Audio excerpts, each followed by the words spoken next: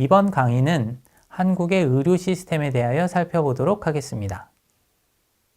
높은 의료 서비스 이용, 낮은 의료 서비스 가격, 양질의 의료진, 이 세 가지는 이상적인 의료 시스템이 갖춰야 할 특징으로 얘기할 수 있습니다. 하지만 이 세 목표 모두를 동시에 달성하는 것은 어렵습니다. 그래서 많은 국가들은 의도하든 그렇지 않든 이들 가운데 한 가지 목표를 포기합니다. 우리는 이 세 가지 목표를 의료의 트라이레마라고 부를 수 있을 것입니다. 예컨대 미국의 의료제도는 낮은 가격을 포기한 것으로 보입니다. 유럽 국가들은 의료 서비스의 양 혹은 의료진의 질을 희생한 것으로 보입니다. 의료 서비스의 가격을 낮게 유지하지만 의료 서비스의 양을 포기한 경우는 가격 메커니즘 이외의 배분 메커니즘이 작동하고 있음을 의미합니다. 보통 그러한 국가들에서는 높은 가격 대신 긴 대기 시간이 생겨나게 됩니다. 반면 한국은 위 세 가지를 모두 달성한 시스템으로 평가할 수 있습니다. 높은 의료 이용률, 양질의 의료진, 그리고 낮은 가격이라는 특징을 모두 갖고 있습니다. 이러한 성공의 핵심은 박리다매라는 표현으로 요약될 수 있습니다. 의료진의 높은 임금은 높은 수가가 아닌 많은 의료 서비스 공급량으로 유지되고, 이는 의료진의 노동시간이 매우 길고 환자들의 진료시간은 매우 짧다는 특징으로 나타납니다. 물론 의사의 긴 노동시간이 문제가 될 수 있습니다. 당장 생활 수준의 저하가 우려됩니다.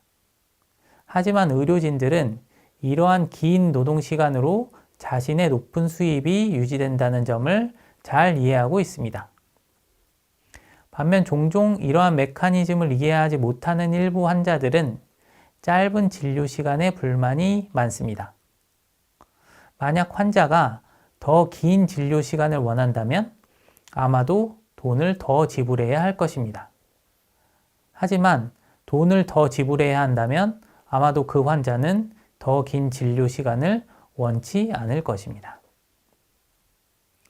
의료진의 긴 노동 시간으로 인한 중요한 문제는 사실 오진이나 의료 과실입니다. 하지만 그러한 문제에 대해서 알려진 것이 많지 않고 전반적으로 보면 건강 성과에 중대한 영향을 주지는 않는 것으로 보입니다.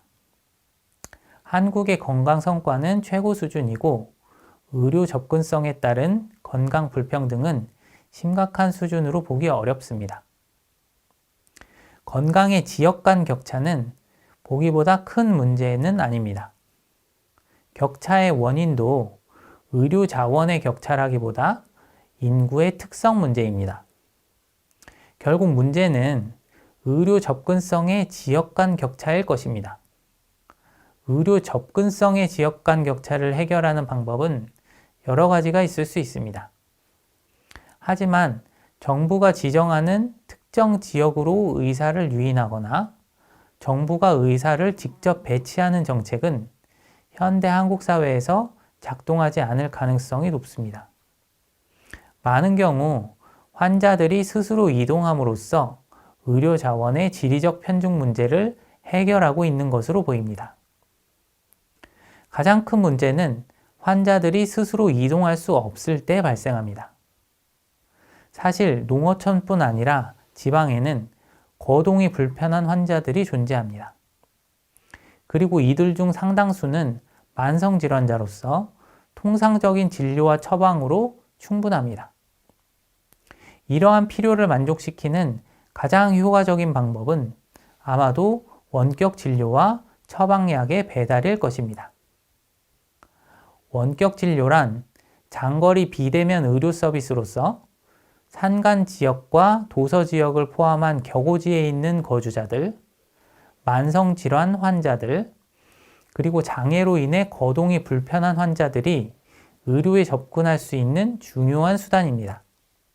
한국은 통신기술과 인프라가 가장 발달한 국가들 중 하나이고 의료진의 역량이 가장 높은 국가들 중 하나입니다. 다시 말해 한국은 원격 진료에 엄청난 비교 우위가 존재한다고 할 수 있습니다. 또한 원격 진료에는 처방약의 배달이 수반될 수 있는데 한국은 배달 시스템과 역량이 가장 잘 갖춰진 국가 가운데 하나입니다. 원격 의료에 대한 수요, 그리고 우리에게 주어진 기술적 환경을 고려한다면 원격 의료를 도입하지 않는 것은 거의 죄악에 가깝다고 할 수 있습니다. 일부 의사들은 원격 진료가 자신들의 노동을 대체할 것을 우려하지만 적절한 규제를 통해 대다수 의사들의 이익을 희생시키지 않고 의료 취약 지역에 원격 의료를 공급할 수 있는 방법이 존재합니다. 그러한 의미에서 원격 의료는 기존 시장의 대체가 아닌 새로운 시장의 창출로 이해될 필요가 있고 향후 반복될 것으로 여겨지는 코로나19와 같은 감염병 위기 상황에 아주 효과적으로 활용될 수 있는 잠재력도 있습니다.